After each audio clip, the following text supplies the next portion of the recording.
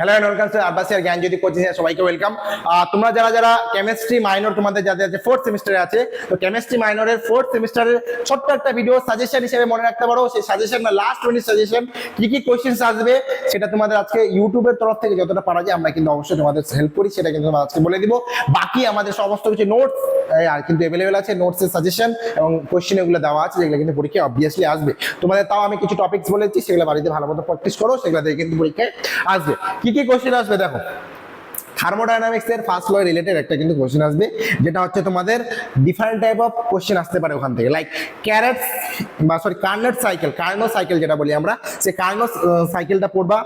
Has ল, এটাও কিন্তু পরীক্ষায় আসবে। এটা দেখো ভালো মতো এখানে বাড়িতে মিলাইবা, যে তোমাদের ওখান থেকে কোনো ডেফিনেশন টাইপের অথবা কিছু এক্সপ্লেনেশন টাইপের অথবা কিছু ম্যাথামেটিক্যাল কিছু ছোট মোটো কিছু একটা দিতে পারে, ঠিক আছে। নেক্সট, সিপি সিভি এর রিলেশনটা ভেরি ভেরি ইম্পর্টেন্ট, এটা কিন্তু তোমরা ভালো মতো করবা। Kirchhoff equation, third law of thermodynamics, এই থার্ড ল অফ থার্মোডাইনামিক্সটা কিন্তু তোমাদের পড়তে হবে।